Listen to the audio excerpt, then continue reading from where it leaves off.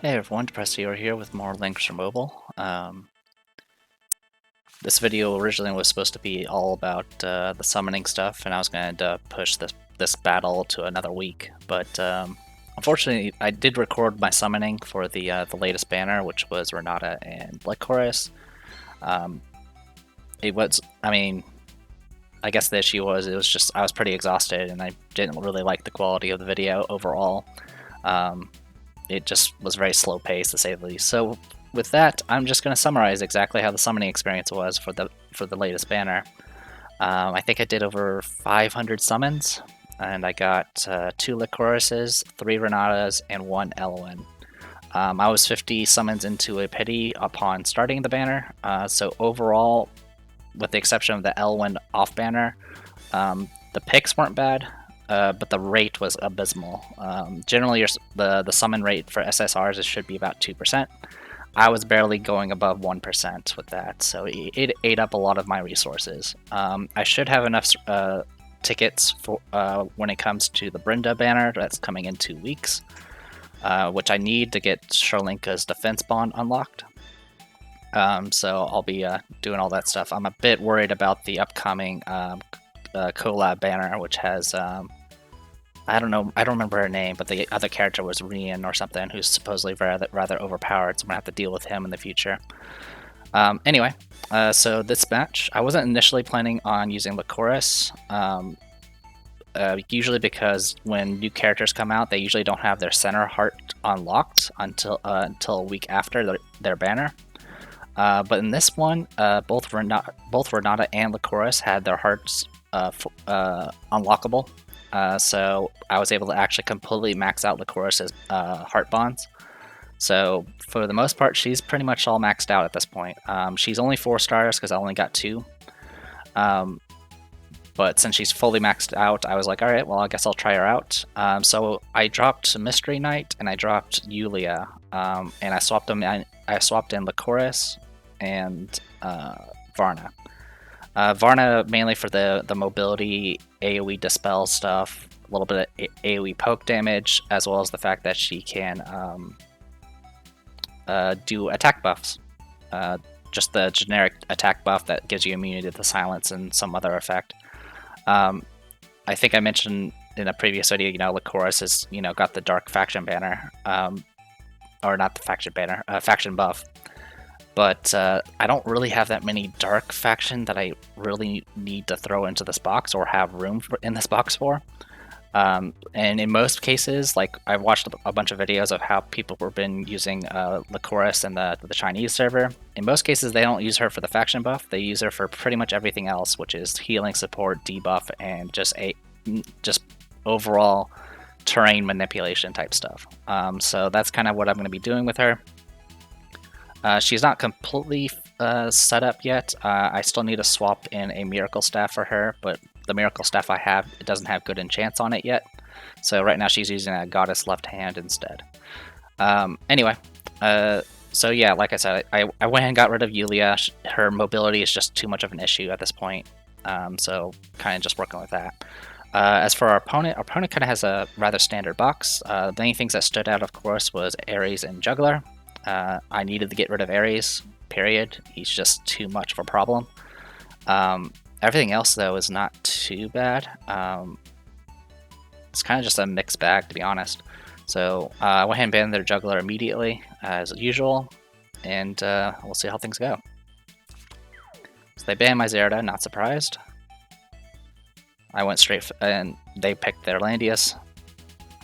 I immediately go for their Ares and their Assassin, so I don't have to deal with any of that nonsense. Went ahead and brought in Freya. They instead of this was a little bit different. Usually my opponents go for my faction buffers, but these actually went straight for my high mobility attackers. So they took out Claret and Angelita both in one go. This actually gave me a pretty good opening to go ahead and grab a princess buff though, so I wasn't too worried about it. They also took Mystery Knight. I was like, okay, you're taking Mystery Knight. I already have spears. I can guard against magic with Freya now. So I was like, all right, well, since you're going magic, first I'm going to go ahead and ban your Luna, so I don't have to deal with your anti-magic nonsense. And I also took out their Tiaras because I did not want to deal with Attack Blessing. And so I brought in my Luna, so now I can stack Freya's magic damage reduction ability with Luna's to make her a pretty good magic tank. They took Rachel, not surprised because they do have a faction buff for her.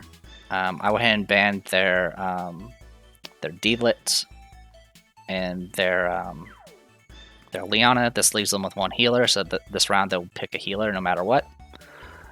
They did ban my my TRS and my Rachel. Not too worried about it. The Rachel kind of hurts, but I don't exactly know what the plan is right now. It looks like they're going heavy in magic, and I already have a lot of stuff that lets me resist magic, so I'm not super worried right now. I went ahead and took Sophia since I needed to pick a healer anyway. They banned my D-Lit and my other tank. They, of course, took their healer. And then I went ahead and took care of... I took out Yulia because I wasn't really too worried about her damage because it's all magic. But I did not want to deal with her special ability negating Freya's guard. And Elwyn, even though he's usually a spear, he's still pretty dangerous physical attacker. And also, since if I do use the... if I activate Freya's magic guard ability, it will heavily debuff her defense. Her physical defense, that is. And right now, my opponent has nothing but magic with the exception of Landius. So I was like, alright, I'm going to take out your physical damage dealer. I wasn't super worried about Leon. He can be a little bit dangerous. Because, like I mentioned, if I use the magic guard, it will debuff my defense heavily. But I don't really need to worry about that in this particular match. At this point, I had some options. I could take Varna and go straight into getting a little bit of additional flexibility for attack buff, so I can take Sherlinka afterwards. I, of course, still have a spare healer if I need one. I could go super mass holy AoE with Shelfaniel, or I can go straight into testing out Lycoris. So I went ahead and picked Lycoris. She's only 4 stars, but she'll do what she can do. And at this point, they banned my attackers. They picked Bozel. At this point, I'm pretty safe, simply because, like as I mentioned, the only physical damage dealer here is Landius. Everything else is magic. And I have a Luna and I have a Freya with the ability to debuff magic. I think I can reduce magic damage by about 50%. So it's pretty hefty buff. So at this point, I had the choice between Shelfaniel or take another healer. Since it looks like my opponent is going super heavy on AoE, because all of their casters, with the exception of their healer, has AoE and a lot of debuffs. So I went ahead and took Chloe as an additional cleanse healer type. Alright, so our first foray in trying to use Lycoris. Let's see how it goes. Chloe, I went ahead and took Starglow, because obviously I have plenty of healing. So for those who are not familiar with how Lycoris works, she has plus healing as her passive, and all of her AoE skills, including healing and buffs, will provide a Breath of Life effect for 1 round on all affected blocks. So for example, if I did like area heal, like right here where Luna is, all along this thick cross would have a bunch of those Breath of Lives. The Breath of Life will last for 1 round, which it doesn't last based off of Lycoris' turn. It lasts based off of like the overall rounds of the game. Any ally that stops in a Breath of Life gets healed, and 1 debuff removed. Also, I believe whenever the healing things get placed initially, it also procs their effect immediately, which is actually kind of useful, which I'll go into right now. So what kind of stands out about Lycoris is the fact she can transform.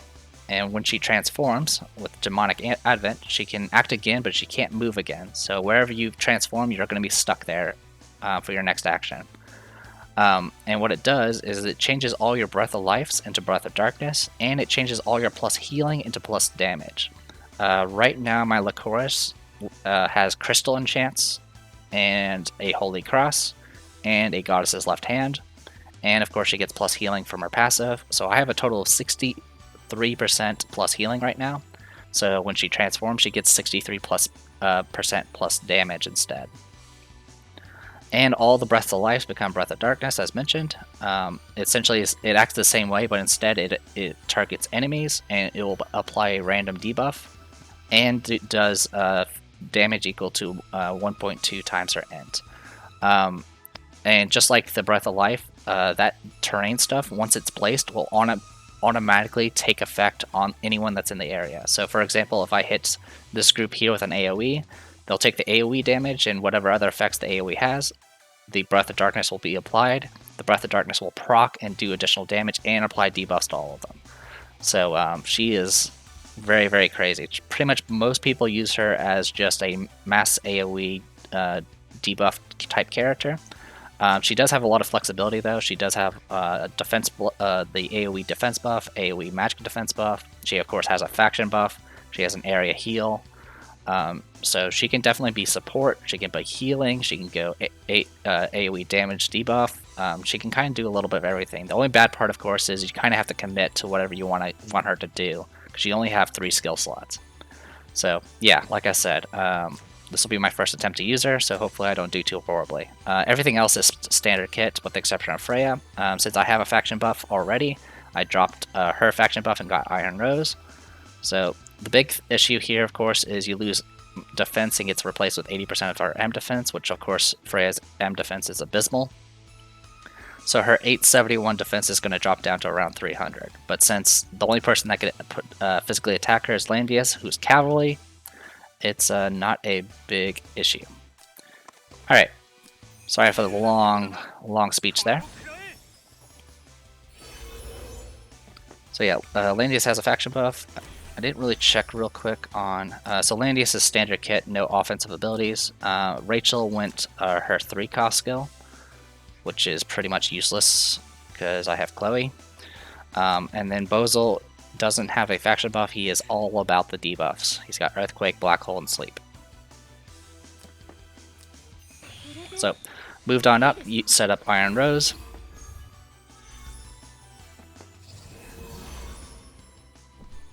So I was a little bit concerned about an early teleport by Iris, but my opponent actually moved her, so I was pretty safe to kind of get set up here. And the way they positioned everything here made it so I didn't have to really worry about any AoEs. Well, I didn't have to worry about too many AoEs. The only ones that can actually reach is Knighted Mystery and Rachel's. So we'll go ahead and see how that goes. So one thing that really stands out here is the Bozel that's off on the flank. He's completely out of position and completely unprotected. So we'll see how that goes. So Thunderzone first. This will debuff defense, which doesn't matter because nothing here has physical attacks except for Langrisser. I went and just passed turn because I wasn't actually that concerned about the AoE damage. It didn't really hurt that bad. Part of the reason why it didn't hurt too bad was, one, she's cavalry, which I have phalanx soldiers, so those don't actually take that much damage. Obviously, Luna is providing 30% reduced magic damage by 30%.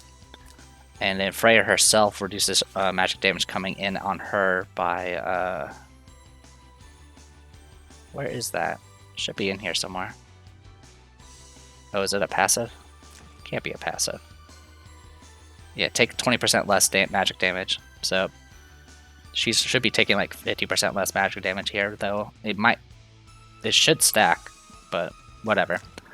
Anyway. So I passed turn originally with Freya because I didn't really need to move her, and I wanted to get her physical defense buff just in case Langrisser decided to attack. And that actually gave me the opening I needed because Langrisser decided to buff in place, which completely left Bozel open. Part of the reason why I buffed first was my Luna was right here. She could move 5 and get to here and shoot Bozel. And then, of course, with the 3 movement from Windgald Realm, she would get to this position here, which is in range for magic guard, but not in range for physical guard.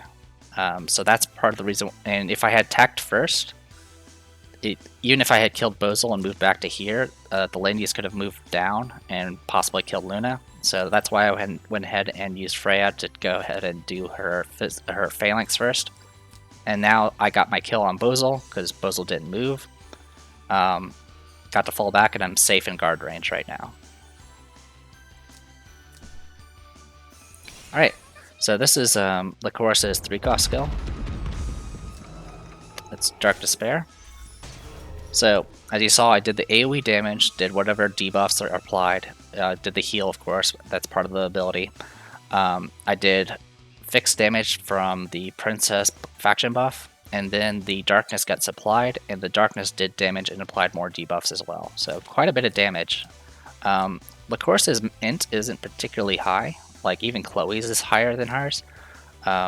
But she does have just raw plus physical plus damage from all of her attacks. So as long as something doesn't have an insanely high magic defense, you can still do pretty good damage. And then the additional proc from the darkness, the Breath of Darkness, actually, I think that's fixed damage. So that bypasses all defenses anyway. Anyway, here's the description for Dark Despair. 5-round cooldown. Goes out 5 blocks, very similar to Shafaniel's AoE buff, AoE spells and stuff like that. Does 3 times AoE damage. Applies 1 random debuff. It also restores HP from multiple friendly units within range by the same ratio, or by times 3, and it dispels 1 debuff. So it does a little bit of everything. The only bad part, of course, is it does have a long cooldown. So Runic Void does some damage, but nothing too serious. It does apply 5 fixed damage dots, but of course her doing that did some healing and removed some debuffs that I applied, but that's okay. So went ahead and moved in, did mass heal. I'm not even that concerned about the fixed damage right now. Sophia was out of range. Even if she wasn't out of range, I would have still done this because Sophia right now is immune to fixed damage because she does have a what's it called? Is it Swordsmith badge? Whatever one that gives her immunity to silence and fixed damage. She actually has that. Anyway, went ahead and moved in with Starglow just to do some extra pressure and to debuff some of their buffs. Didn't do anything too special though. So, moving in to heal. They're moving into the darkness, so she's going to get damaged and get a random debuff. I went ahead and did Dark Dragon Breath at this point. Does AoE damage, and then also applies a debuff as well by itself, and then does more debuffs because of the Breath of Darkness. It's just a little bit of everything. Alright, here's Dark Reaper. So if I wasn't taking 50% less damage, that would have killed me. But it did heal her to full. The big issue here, of course, is the Rachel. Every time she does damage, she's just going to heal and cleanse everybody. So at this point I was like, alright, I'm not really gaining much ground here, and it's quite possible that it could come to a slog in the middle here. So I'm definitely taking that into consideration here. So I'm trying to get myself in a position here. I have one person with flying, which is Lycoris, which they can take a pillar position. The other 2 positions here need to be occupied, else I'll be kind of screwed. So that's part of the reason why I kind of moved back. I went ahead and did Aurora Ring just to get rid of all those stupid fixed damage. Mystery Knight fell back, I'm not sure why. So I went ahead and moved in. Did Iron Rose. I did rewind, that's why she's able to do her buffs again. Because I need to keep those buffs active or else I'll get killed. I might be able to actually take a hit from these things just simply because I have so many things with decent M defense and the magic damage reduction. So yeah, it lasted only 1 round, so the terrain from the first attack is gone, but we still have the terrain from the Breath of Death, or not Breath of Death, but Dark Dragon Breath. So kind of just moving around. Lanius moved down. He's taking. I think my opponent also knows that we probably need to take the center. So at this point I was like, alright, I'm going to move in, get my position here, which is the best position for Freya for this particular setup. So Rachel saw an opening, decided to attack. I had Shrine Maiden, so I wasn't that concerned. Also, I was near Luna, so I took less damage. So I went ahead and took this as an opportunity to go ahead and reapply buffs, as well as doing Wind God Realm. This is mainly just to give Sophia more mobility. That way she can actually get to where she needs to be, because I want her up in this corner so she can safely heal without being killed by the death mist. So at this point I'm set. I have all the positions I need. So I went ahead and moved down here. This also blocks Rachel a bit. Mystery Knight was like, alright, well, I have an opening here. It's magic versus spears. Like, even without Luna's help, it's not enough. At this point I went ahead and moved up. I have no place for Chloe, but she'll just do what she can until the mist closes in. At this point, my opponent gave up. I had controlled four of the 6 center positions, and they had no way of actually killing my opponent or killing me at all. Freya was in the perfect position to guard everything, even when her guard buffs were down.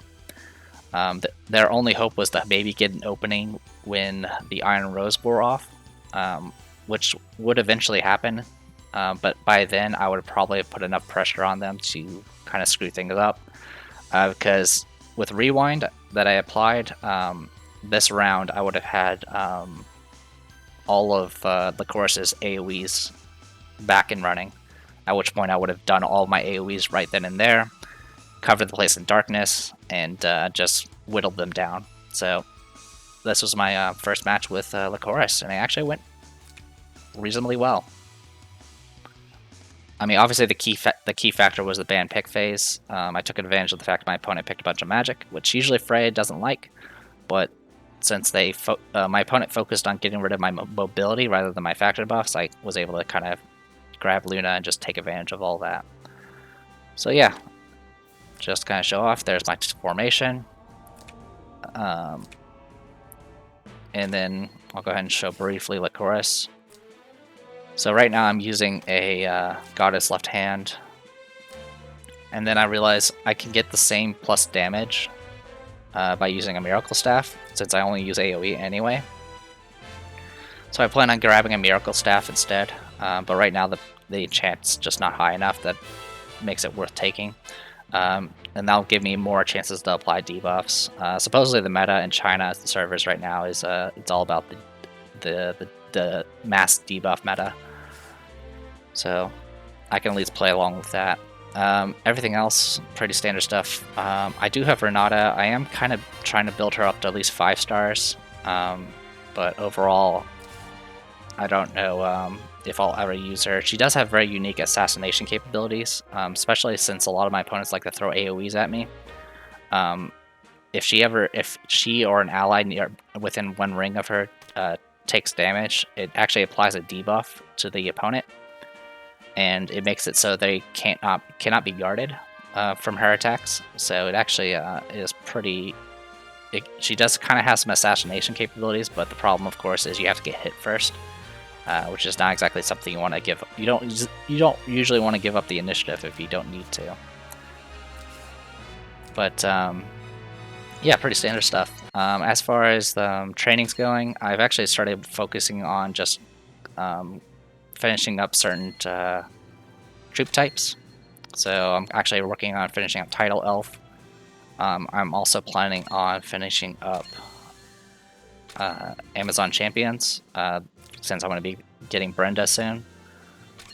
It also will give me some offensive capabilities for Estelle as well. I also plan on eventually getting Empress Personal Guard up and running. This is kind of a long-term project, because eventually the Overlord collab will come out, and I'm definitely going to try to get both of those characters. And I think they use I think one of them uses this type of soldier. I could be getting mixed up though, but some character coming up actually uses those soldiers, so I figured I'll go ahead and grab them. And yeah, it's pretty standard stuff. Like I said, I apologize for not showing off the summons. I will show off that they have added the awakening stages, which gives you an opportunity to actually try out a character in a kind of like a story-based thing. It actually does a little bit of story as well about the character themselves, which is kind of cool.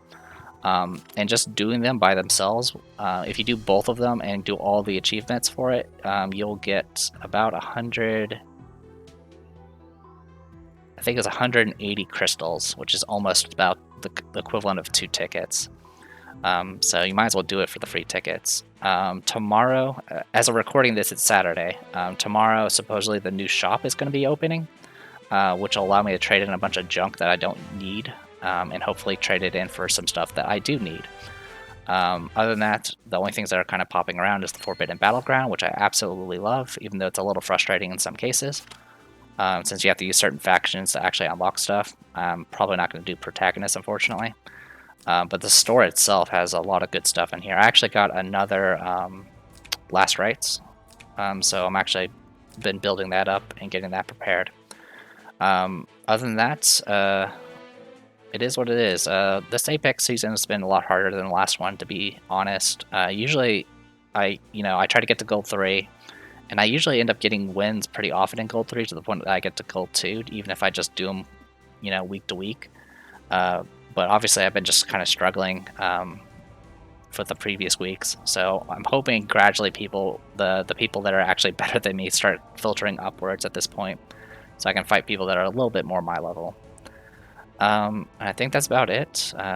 In 2 weeks there'll be the Brenda banner. I will be summoning on that. It's a focus banner, so literally it's just going to be a race to just get that one SSR and then call it quits, and then everything else will be saved up for the future collab, which is like, I think it's another Trials game, but I don't remember what it's. I think it's like Trials of Cold Steel or something like that.